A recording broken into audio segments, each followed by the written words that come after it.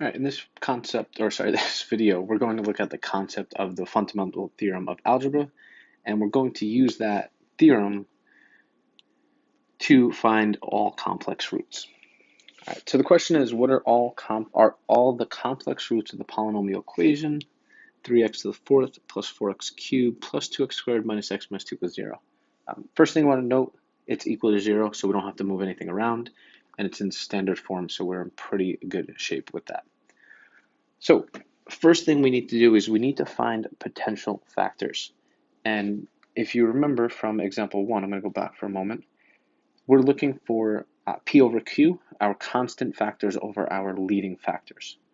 So in example 3 here, our constant factor, or a constant term, there's going to be a lot going on in this problem, so let's try to mix everything in and not make it too complicated. Our constant term is -2, and the factors of that constant term are 1 and 2. All right, positive -1, positive -2. That makes it so it's not too bad. And then our leading term, again, it's already in standard form, so our leading term would be this 3 here. So the factors of that, quite fortunately for us, it's just positive -1, positive -3. So the potential or the possible rational roots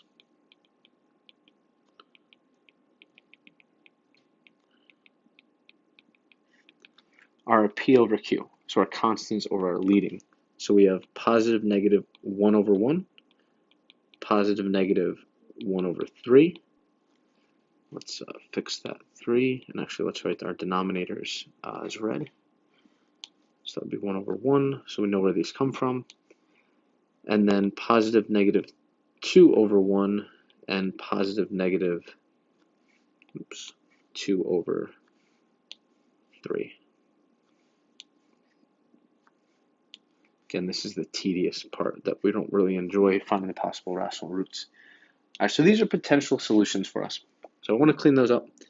Positive -1, positive -1/3, positive -2, and positive -2/3. All I did was reduce the fractions that I could. All right, so the next thing we would want to do is we want to test these numbers. For us, a little bit unfortunate, there's 8 different numbers, and probably the most straightforward way to test them might be using synthetic division. But we're going to take we'll call it a small shortcut here. All right, I've already typed this into a graphing calculator. I'm using Desmos, you can use one by hand, whatever you'd like. And we're going to pretend that we can't actually get the answers here. So I know that these two are possible or are zeros. I'm going to start with this 0.667, and I'm going to think, all right, what is that in terms of a fraction? Well, that's 2/3, right? And in my equation, or sorry, my possible rational roots, 2/3 was a potential solution. So just to make sure that it is 2/3, I'm going to use synthetic division. I'm going to divide by that 2/3. And the numbers I'm going to use for the rest of this, so everything that's going to go here, are going to be my coefficients for my original problem, right? Because we're looking for roots. We know that that number is going to go in there. So let's write those out. So we would have 3, 4, positive 2, -1, -2. And let's write where those come from again. We'll highlight so we can keep track. All right, so that 3 is going to drop down. 3 times 2/3 would just be 2. 4 plus 2 is 6. 6 times 2/3, 6 times 2 is 12, divided by 3 would be 4. Add them up, we get another 6. We know that 6 times 2/3 already, we know that's 4. It's going to be 3. 3 times 2/3 we already know is 2. We did that in the kind of the first step. And -2 plus 2 is 0. This should be 0. All right, so we know that it is, so that is a good sign.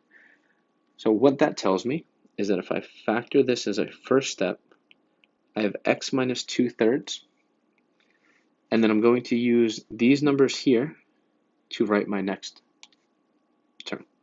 So it's going to be 3x cubed in this case because we have to go 1 power lower than the original, plus 6x squared plus 6x plus 3. All right, and this is, we don't have a p of x, so we can just say this is part of our original function. I won't set equal to anything for now, but it's kind of a factored version of it. Now, I have a cubic, so that tells me there's not a ton of things I might be able to do with that. Maybe I can try and factor by grouping here, but because we kind of, we'll say, cheated in a little bit of a way, we also know that based on our graph, this function has a solution of -1. So I'm then going to go back to my problem, and I'm going to use synthetic division again, but this time I'm going to use synthetic division with -1.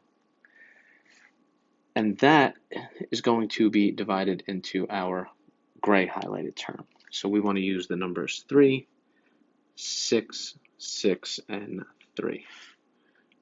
All right, so bear with me. This will get annoying, tedious process, but we'll get to the answer. It won't be too bad. That 3 is going to drop down. Remember that we're hoping for a 0 here, so let's really hope that that comes out to be a 0.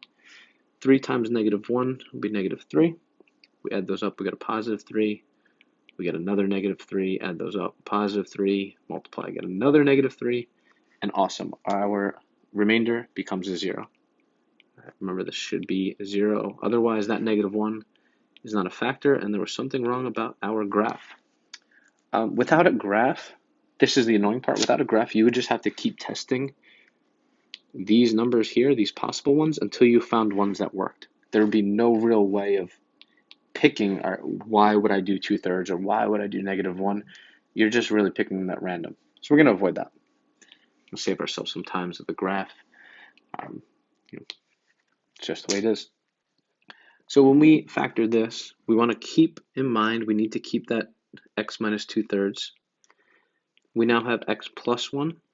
Keep in mind that we want the opposite sign, so that -1 will be shown as a +1. And now we have 3x squared plus 3x plus 3. All right, so we've now simplified this again. Let's do some more highlighting. We haven't used red yet. So these 3 numbers are the numbers that go here. To make my life a little bit easier, and this won't always be possible, but this has all these numbers have a 3 in common, so I can actually factor that 3 out, and I'm going to write it way out in front just to kind of keep this a little bit cleaner for me, and this will become x squared plus x plus 1. Now, this isn't factorable. I don't have any more rational, any more rational roots. I've already used up my 2 zeros there. So I now need to look at using the quadratic formula. I'm probably going to have some complex solutions. So let's deal with this quadratic formula. Probably going to run out of space here. We know that A is equal to 1, B is equal to 1, and C is equal to 1 based on that problem.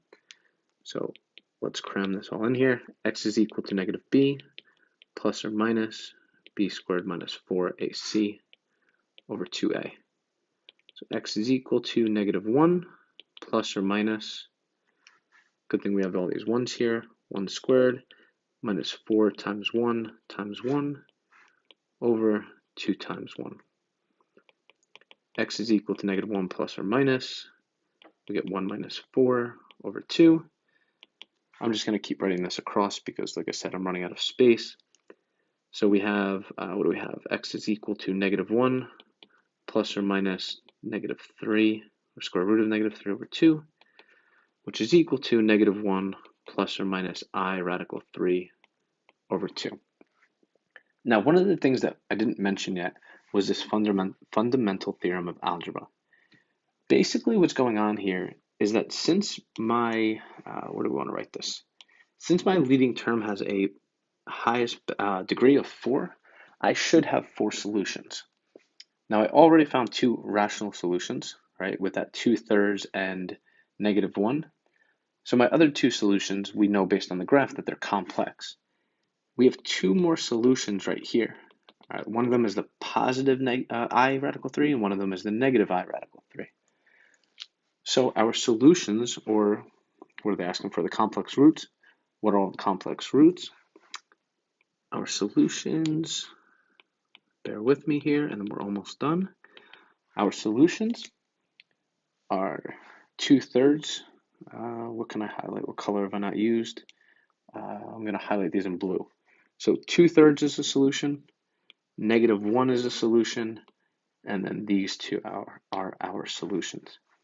So we have 2/3, -1, -1 plus I radical 3 over 2. We should really write that in our a plus bi form, but I'm going to be lazy here. And then -1 minus I radical 3 over 2. And these would be the solutions to our equation. Not the easiest process, definitely not the quickest process, but what you're going to do is you want to look at these possible rational roots. Be careful going right to a graph without listing the possible rational roots, because there is the chance that you misinterpret the graph. There is a chance you type it in incorrectly.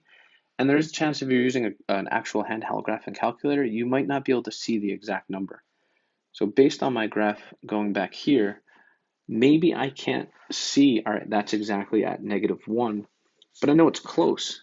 And if I go to my possible solutions, well, -1 was a possible solution. So I know that there's a good chance I can use that. Same thing with the positive 2/3. And I could use synthetic division to make sure my remainder is 0, and those are in fact solutions.